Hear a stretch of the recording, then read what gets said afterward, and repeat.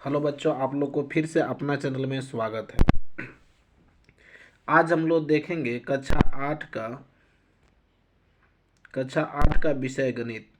बच्चों, आप लोग को समय रहेगा 1 घंटा। कुल प्रश्नों की संख्या 50 रहेगा। कितना रहेगा? 50। और साथ ही साथ फुल मार्क्स भी 50 रहेगा, अर्थात प्रत्येक जो क्वेश्चन होगा वो 1 नंबर के रहेगा। अर्थात जितना क्वेश्चन आप लोग सोल्व कीजिएगा उतना ही नंबर आप लोग को मिलेंगे। तो बिना समय गवाए चलिए हम क्वेश्चन को स्टार्ट करते हैं। पहला क्वेश्चन कर रहा है बच्चों, सबसे छोटी पूर्ण संख्या कौन है?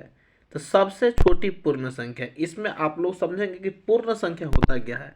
एक होता है प्राकृतिक संख्या। क्या होता है? प्राकृतिक संख्या। तो प्राकृतिक संख्या जो होता है वो 1 से स्टार्ट होता है। 1 2 3 डॉट डॉट डॉट। और देखिए अभी तो मेरा पूछा है पूर्ण संख्या। तो पूर्ण संख्या बच्चों, पूर्ण संख्या जब भी आवेगा, इसलिए हम बता दिए कि देखिए जो मॉडल सेट होता है ऐसा ही क्वेश्चन पूछेगा, आधारित होता है, सेम टू सेम ऐसा ही आधार पर पूछेगा। तो हो सकता है कि इसमें पूर्ण संख्या दिया है, आप लोग को एग्जाम में प्राकृतिक संख्या पूछे, तो इसलिए हम प्राकृतिक संख्या भी बता देना उचित समझे। तो पूर्ण संख्या बच्चों, पूर्ण संख्या जो होता है वो 0 से स्टार्ट होता है। कितना से स्टार्ट होता है?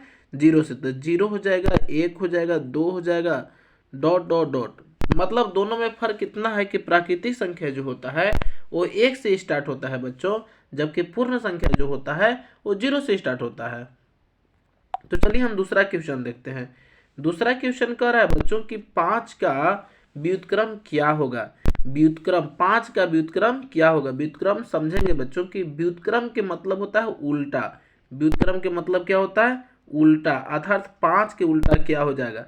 तो जिसके बटा में कुछ नहीं रहता बच्चों, उसके बटा में तो 1 माना जाता है। तब 5 के उल्टा हो जाएगा 1/5। इसका क्या हो जाएगा बच्चों? 1/5। ठीक उसी प्रकार से अगर यहाँ पर रहता बच्चों 2/3, तो 2/3 के व्युत्क्रम क्या होता?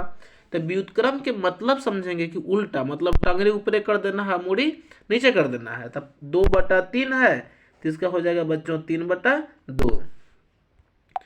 तो ये तो समझ में आ ही गया होगा। क्वेश्चन नंबर 19 देखते हैं। क्वेश्चन नंबर 3 में कह रहा है बच्चों कि 19 का वर्ग क्या होगा? 19 का वर्ग क्या होगा? तब यहां पर देखेंगे। चलिए आज हम समझते हैं 19 का वर्ग। तो 19 का वर्ग क्या होगा? वर्ग मतलब पावर 2। तो 19 का पावर 2 मतलब हो जाएगा 19 गुने 19। अब गुना करेंगे तो गुना करके देखिएगा 9 9 हो जाएगा 81 के 1 हासिल 8, 9 कम 9 9 8 17। फिर देखिए यहाँ पर काटेंगे, यहाँ पर हो जाएगा 9, यहाँ पर 1। अब जोड़ देंगे, 1 हो जाएगा 9 8 17, 9 और 7 16 के 6 हासिल 1, 1 1 2 1 से लिया 3, अर्थात हो जाएगा 361। तो इसका आंसर हो जाएगा बच्चों 361। अगला जो क्वेश्चन है बच्चों की 900।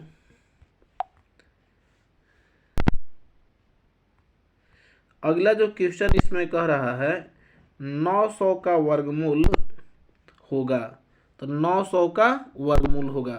तब यहाँ पर देखेंगे बच्चों 900 है, तो 900 के वर्गमूल कितना होगा? तो इसमें पहले तो दो के जोड़ा लगाते हैं 900। तो 900 है तो 2 अलग रखते हैं, या 9 बचा। तो 9 को देखिए, इसमें वर्गमूल निकालते समय ध्यान देना रहता है बच्चों कि 2 के पावर पढ़ेंगे तो 2 बार ही पढ़ना होगा, 3 के पावर पढ़ेंगे तो 3 बार ही पढ़ेंगे। तो कह के पढ़ा में 9 आएगा। ओनली सिर्फ और सिर्फ 9 को देखेंगे। तो 9 को देखिए 3 के पढ़ा में आ जाएगा, तो 3 तरीके 9 3 होगा।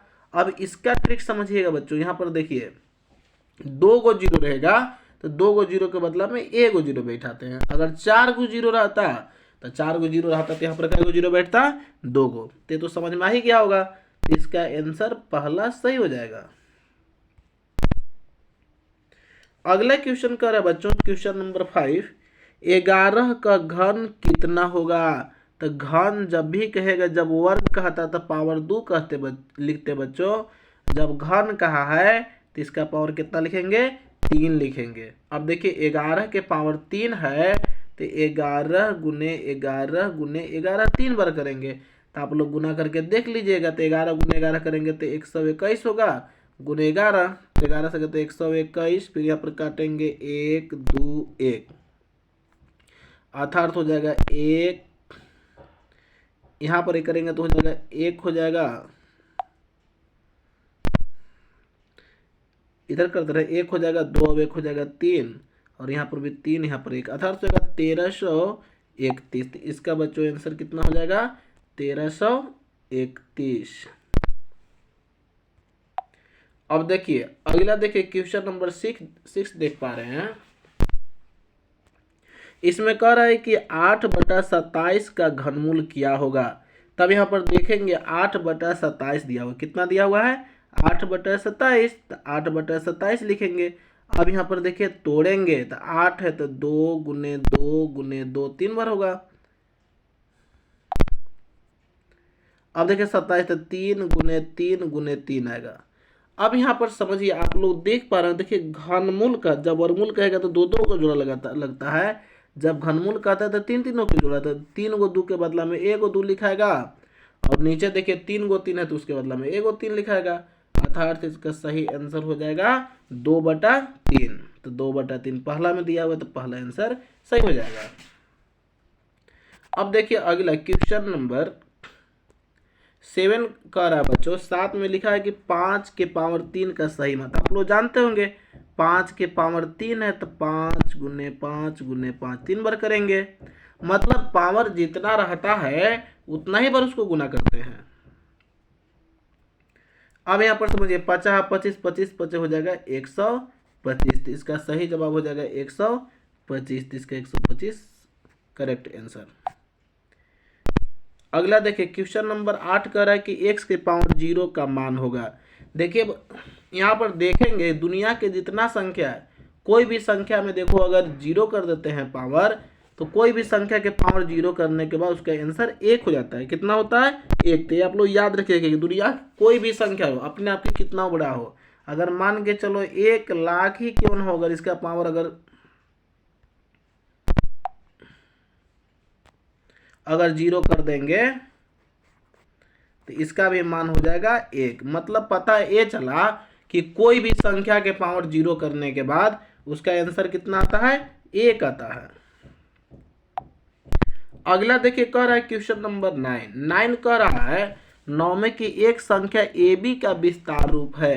तो आप लोग विस्तृत रूप, आप लोग जानते हो कि बी जो है इकाई, फिर दहाई, दहाई के अंक पर 10 होता है, तो 10a जोड़ b, तो इसका सही जवाब हो जाएगा 10a जोड़ b। क्वेश्चन नंबर 10 कह रहा है कि कौन संख्या 3 से विभाज्य है।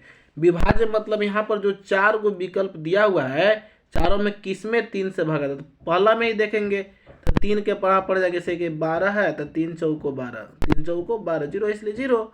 तो यहाँ पर देखिए यही हो जाएगा विभाज्य उत्तर, तो 3 से विभाज्य यहाँ पर हो जाएगा 120। 120 में 3 से भागा लग जाएगा, 122 में लगा के आप लोग देखिएगा, 19 में देखिएगा, 125 में देखिएगा भागा नहीं लगेगा।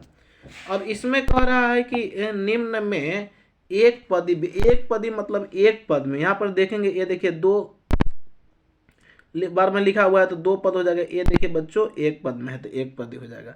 अगर ऐसे रहता कि x जोड़ y जोड़ z, तो ये हो जाता है 1 2 3, 3 पद में हो गया। अगर यही रहता x y z, अगर एक में भी रहेगा तो एक पदी। आप लोग ये भी समझ में आ ही गया होगा कि एक पदी किसे कहते हैं, द्विपदी या त्रिपदी भी किसे कहेंगे। अब चलिए अगला देखते हैं। क्वेश्चन नंबर 12 कह रहा है, 12 में इसमें कह रहा है कि संख्यात्मक गुणांक क्या है। तो संख्यात्मक गुणांक, पहले जो संख्या में दिल रहता है बच्चों वही संख्यात्मक गुणांक होता है। तो एक्स वाई के पहले यहाँ पर देखो -2 दिया हुआ है, तो इसका संख्यात्मक गुणांक क्या हो जाएगा -2 हो जाएगा, अर्थात -2 करेक्ट आंसर। अगला देखिए, इसमें कह रहा है बच्चों की a² - 2ab + b²। तो आप लोग खूब याद किए होंगे कि a - b के होल स्क्वायर बराबर सूत्र होता है a² - 2ab + b² होता है। तो आप लोग जान चुके कि a - b के होल स्क्वायर होता है। तो यहाँ देखिए पावर 2 दिया हुआ है, तो इसको 2 बार लिखेंगे, a - b into a - b, यही तो गुणनखंड हो गया।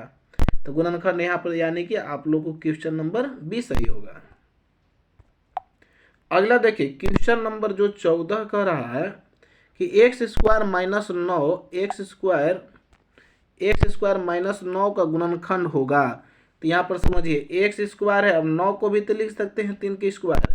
अब आप लोग को सूत्र मिल गया ए स्क्वायर माइनस बी स्क्वायर। तो आप लोग भली भांति जानते हो कि ए स्क्वायर माइनस बी स्क्वायर बराबर सूत्र होता है ए प्लस बी इंटू ए माइनस बी। अगर ए भी नहीं याद होगा तो इसका ट्रिक आप लोग को कई बार हम बताया है। यहाँ पर हो जाएगा, एक बार हो जाएगा प्लस में तो एक्स जोड़ 3 एक्स स्क्वायर माइनस 3 के स्क्वायर। यहाँ पर हो जाएगा एक्स जोड़ 3 और एक बार हो जाएगा एक्स घटाओ 3, यानी कि आप लोग को विकल्प ए सही हो जाएगा। अब देखिए क्वेश्चन नंबर 15 कह रहा है, 15 इसमें कह रहा है बच्चों की 3x जोड़ 2 बराबर 5 में x का मान क्या होगा। तो ये तो समीकरण आप लोग जानते ही होंगे। यहाँ पर देखिए 3x जोड़ 2 बराबर कितना है, 5 है।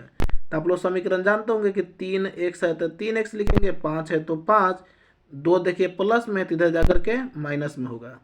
फिर हो जाएगा x बराबर, यहाँ देखिए 5 में से 2 जगह यहाँ 3 बचेगा, 3 देखिए यहाँ पर गुना में है, इधर जाकर के भागा में, तो 3 3 खत्म हो जाएगा कई बार में, एक बार में।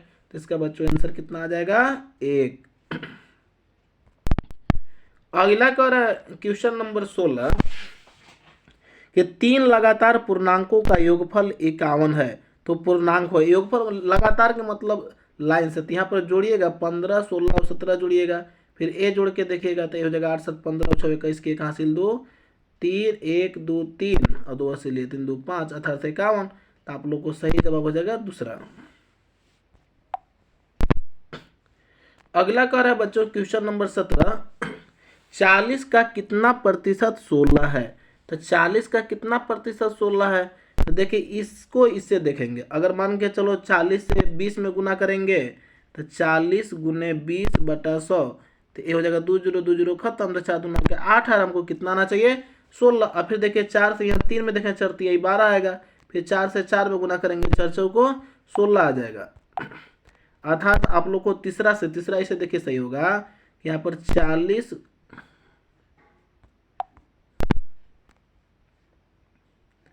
40 गुने 40 करेंगे बच्चों, बटा में 100 करेंगे, 2 0 2 0 खत्म, अर्थात 4 4 को 16, अर्थात 40 का 40% जो होगा वही 16 होगा। क्वेश्चन नंबर 18 कह रहा है बच्चों कि 50 आमों के समूह में 60% आम बिल्कुल पके हुए हैं। पके हुए आमों की संख्या है, तो पके हुए आमों की संख्या है, तो पके हुए समूह, तो जैसे कि 50 गो आम है, 50 में 60% आम हो, तो 60% जब भी रहेगा ना, तो इसको देखिए प्रतिशत हटाने के लिए बटा में कितना लिखते हैं, 100, 2 0 2 0 खत्म, अर्थात 6 25 30, 6 से 5 में गुना कर देंगे तो 30 आ जाएगा, अर्थात 30 आम जो है वो बिल्कुल पके हुए हैं। क्वेश्चन नंबर 19 कह रहा है यदि x बराबर 1 y बराबर -2 है तो x स्क्वायर जोड़ y स्क्वायर का मान होगा, x स्क्वायर जोड़ y स्क्वायर का मान। तो x के मान तो आप लोग देख पाए कि यहाँ पर 1 है, तो 1 के स्क्वायर जोड़ यहाँ पर हो जाएगा -2 के स्क्वायर। अब यहाँ पर देखिए 1 के स्क्वायर करेंगे तो 1 होगा प्लस, यहाँ पर देखिए आप लोग फंसिएगा, -2 के स्क्वायर माइनस गुने माइनस 2 बार करेंगे तो माइनस माइनस प्लस होता है, अर्थात हो जाएगा 2 दूना के 4, 4 हुए कितना हो जाएगा, 5 हो जाएगा। तो इसका सही जवाब हो जाएगा बच्चों 5। अगला देखिए क्वेश्चन नंबर 20 कह रहा है कि 7 के घन का इकाई अंक होगा। तो 7 के अंक का इकाई अंक क्या होगा, तो यहाँ पर समझिए 7 के घन करेंगे, घन मतलब पावर 3, तो 7 के पावर 3, तो 7 गुने 7 गुने 7,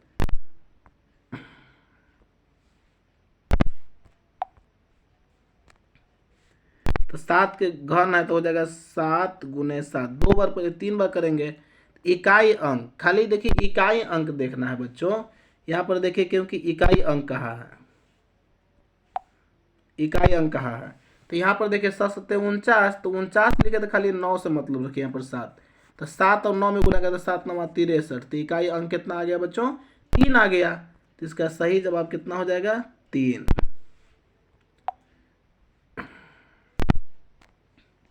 क्वेश्चन नंबर 21 कह रहा है बच्चों कि एक घड़ी का अंकित मूल्य 2000 है। कितना है? 2000 और 10% बटा दिया जाता है तो विक्रय मूल्य क्या होगा?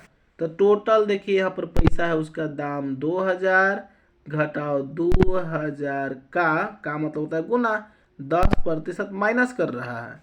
तो देखिए प्रतिशत हटाने के लिए बटा में 100 लिखेंगे, 20 खत्म, अर्थात हो जाएगा 2000 माइनस, अब 20 दाम हो जाएगा 200।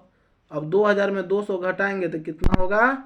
1800। कितना होगा? 1800। तो इसका सही जवाब कितना हो जाएगा? 1800।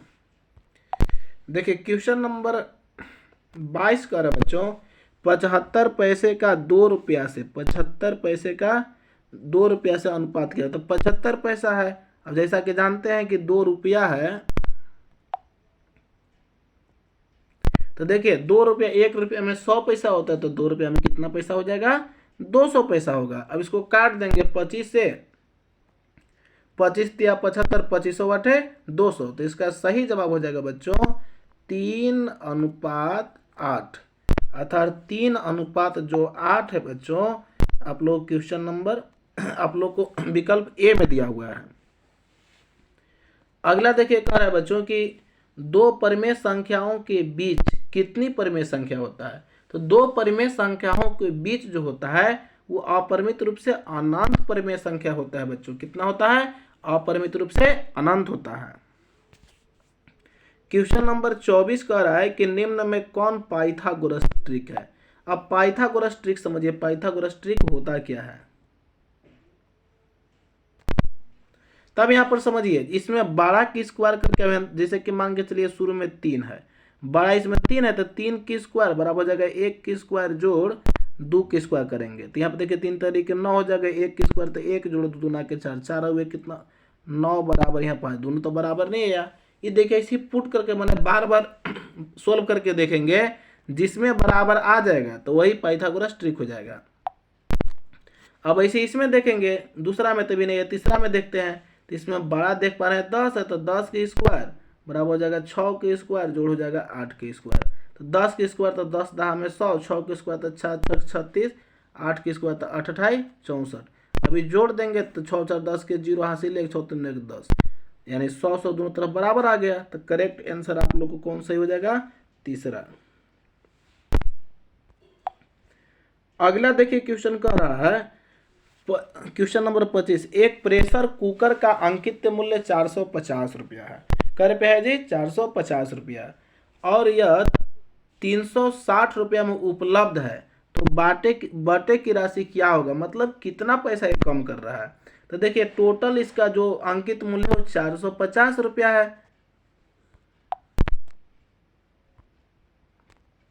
टोटल कितना है? 450 रुपया। और कितना में दे रहा है? तो 360 रुपया में। तो घटा देंगे तो 0, 15 में से 6 हो जाएगा 9, यहाँ खत्म। अर्थात यह 90 रुपया कम कर रहा है। कितना कम कर रहा है? 90 रुपया कम कर रहा है। अगला देखेंगे क्वेश्चन नंबर 26 का रहा है, यदि पेंसिल 16 पेंसिल का मूल्य 64 रुपया है। कितना रुपया है जी? 64 रुपया। 144 रुपये में कितने पेंसिल खरीदे जाएंगे? तब यहाँ पर समझिए 16 पेंसिल का मूल्य 64 रुपया है तो 16 बटा में 64, 16 पेंसिल का मूल्य क्या रुपया लग रहा है? 64 रुपये। तो 144 रुपये में 144 से गुना कर देंगे। अब यहाँ पर देखिए 16 चौको 64 और 4 से 4 तिहाई 12 और 4 छक 24, अर्थात हो जाएगा 36 पेंसिल। 36 पेंसिल। क्वेश्चन नंबर 27 कह रहा है बच्चों, 27 कह रहा है कि 45 व्यक्ति किसी काम को 13 दिन में करते हैं। तो इसमें देखिए 45 व्यक्ति जो है किसी काम को कई दिन में करते हैं? तो 13 दिन में। तो 45 गुने 13, अर्थात एक आदमी को काम करने में लगेगा 45 गुने 13 करने के बाद जितना आएगा उतना लगेगा। उसी काम को 39 व्यक्ति करते हैं। कई व्यक्ति? 39। ये देखिए इसका ट्रिक है बच्चों कि जब भी ऐसा क्वेश्चन तो क्वेश्चन नंबर 27 में आएगा ही, मान भर चेंज करेंगे तो क्वेश्चन ऐसा रहेगा ही। आप लोग ये ट्रिक बढ़िया समझिएगा। देखिए जितना व्यक्ति रहेंगे और जितना दिन में काम करेंगे वह दोनों में गुना करेंगे और फिर जितना व्यक्ति पीछे लगाया जाएगा उतना से भागा दे देंगे। तो देखिए 45 गुने 13, तो 45 में 13 से गुना करेंगे तो एक आदमी को उतना दिन लगेगा। तो 45 गुने 13 और फिर 39 व्यक्ति कितना दिन में समाप्त करते बटा 39 हो गया। देखिए आराम से दम बन गया। 13 तिया 39 और 3 से 15 तिया 45। इसका सही जवाब कितना हो जाएगा जी? 15। अगला देखेंगे बच्चों क्वेश्चन नंबर 28 जो है, 28 कह रहा है कि वर्ग के सभी बाह्य कोणों का योग कितना होता है। तो ये तो आप लोग को याद करना होगा कि वर्ग के सभी बाह्य कोणों का योग जो होता है वो होता है 360 डिग्री। कितना होता है? 360 डिग्री। अब देखिए क्वेश्चन नंबर 29 कह रहा है कि 500 रुपया का 5% वार्षिक ब्याज की दर से 2 वर्ष का साधारण ब्याज क्या होगा। तो देखिए साधारण ब्याज बराबर सूत्र होता है मूलधन गुने दर गुने समय बटा में होता है 100। अब यहां पर समझिए, अब यहां देखिए बराबर के चिन्ह इधर बना दे रहे हैं। मूलधन देखिए यहाँ पर 500 है, दर देखिए 5% है, समय है 2, अब बटा में कितना हो जाएगा 100। 2 जीरो 2 जीरो खत्म। अब गुना कर देंगे 50 25 25 दूना 50। इसका सही जवाब कितना हो जाएगा? 50। अब देखिए आप लोग अगर जल्दी में आगे बढ़ जा रहे हैं तो आप लोग स्क्रीनशॉट मार के कॉपी में उतार भी सकते हैं। अब देखिए क्वेश्चन नंबर 30 कह रहा है कि निम्नलिखित में से कौन 2D आकृति है। 2D आकृति इसमें देखिए बच्चों घनाभ जो है वो है 3D आकृति, बेलन भी 3D, शंकु भी 2D आकृति हो जाएगा। आयत क्या है? आयत।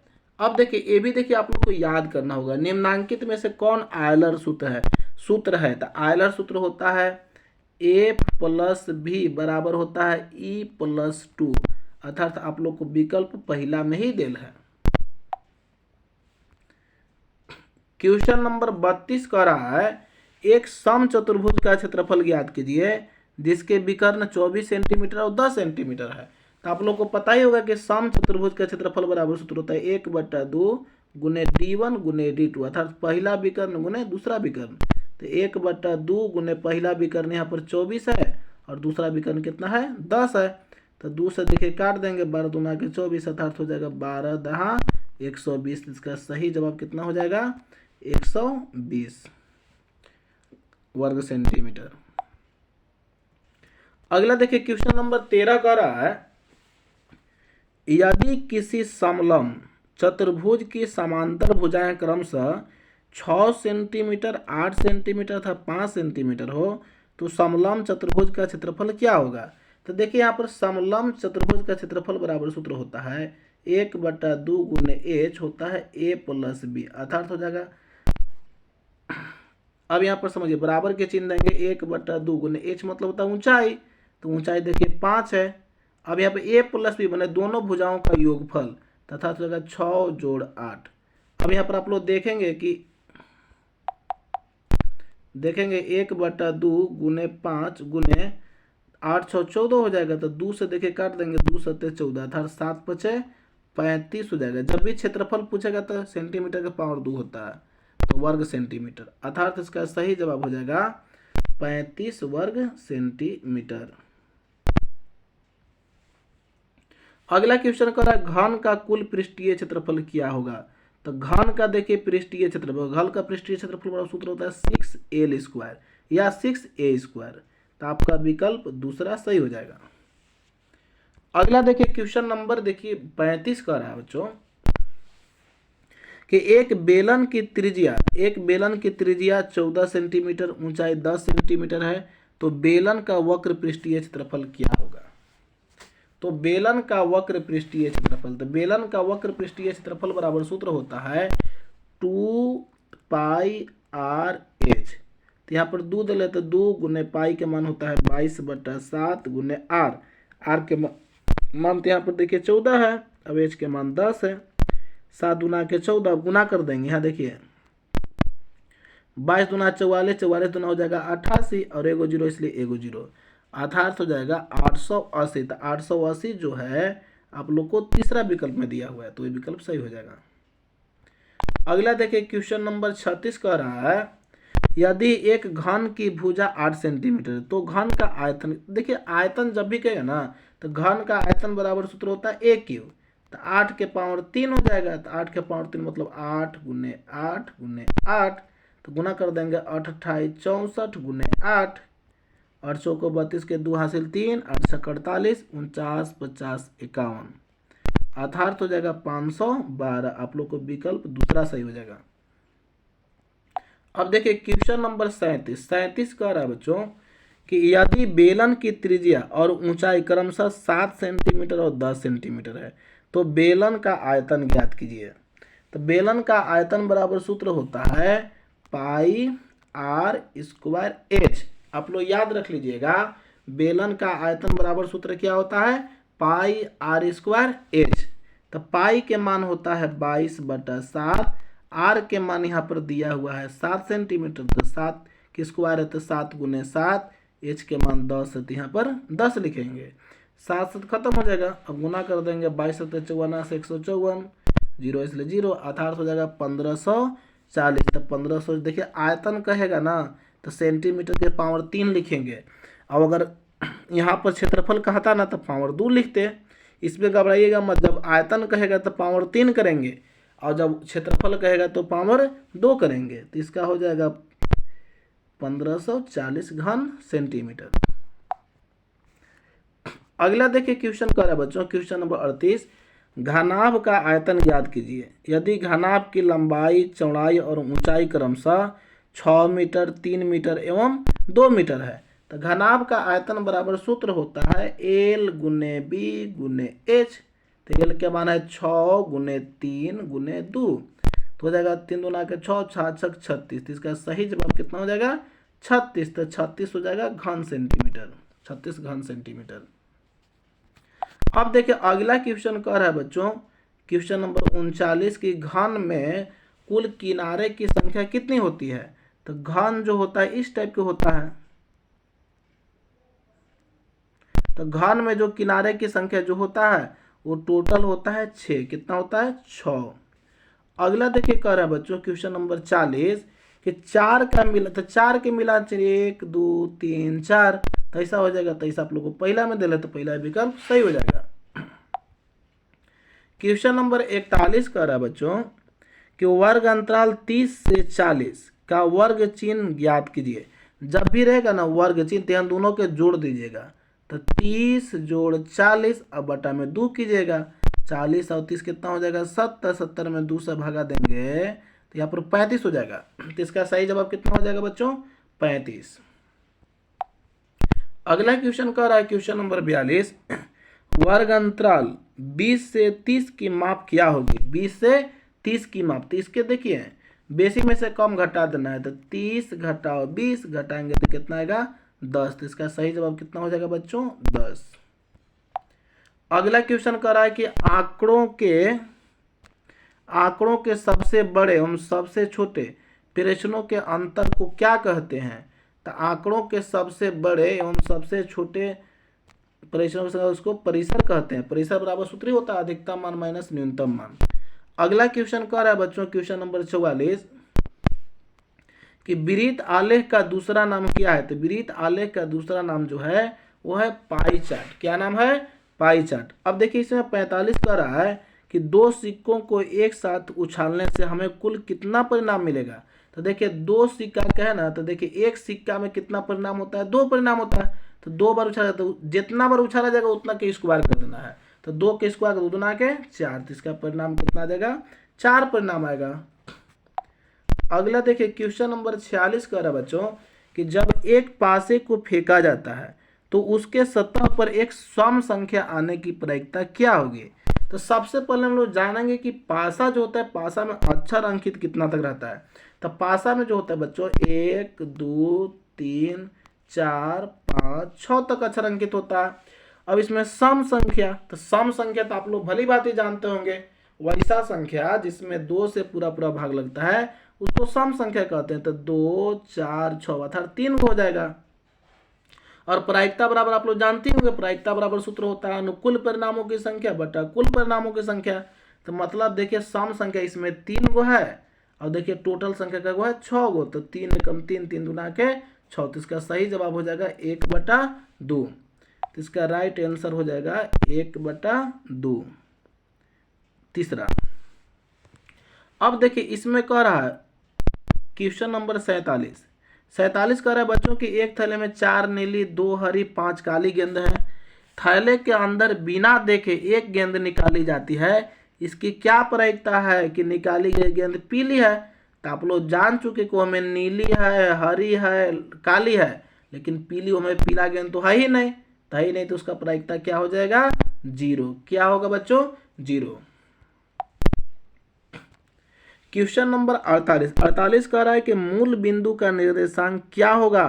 तो मूल बिंदु का निर्देशांक जो होता है वो होता है 0,0। मूल बिंदु का निर्देशांक होता है 0,0, अर्थात विकल्प आप लोग को ए सही हो जाएगा पहला। फिर कह रहा है कि बिंदु -3, -4 किस चतुर्थांश में, चतुर्थांश ऐसा होता है, ए होता है x, इधर होता है x डैश, ऊपर y नीचे y डैश। ए देखिए होता है पहले प्लस और माइनस होता है, इस तरह से ए देखिए माइनस में, अर्थात चौथा, इसको चौथा चतुर्थांश कहते हैं। तो क्या हुआ, तो माइनस माइनस जो है 3 भी माइनस में है, 4 भी माइनस में, तो माइनस माइनस जो है वो चतुर्थ चतुर्थांश में होगा। कैसे चतुर्थांश में हो जाएगा, चतुर्थ चतुर्थांश में। अब कह रहा है कि बिंदु 2,-5 में कोटि का मान क्या है। तो देखिए इधर वाला x के मान होता है, वाला y के मान, तो x अक्ष को भुज कहते हैं, y वाला मान को कोटि कहते हैं, तो कोटि इसका हो जाएगा -5। This is your answer.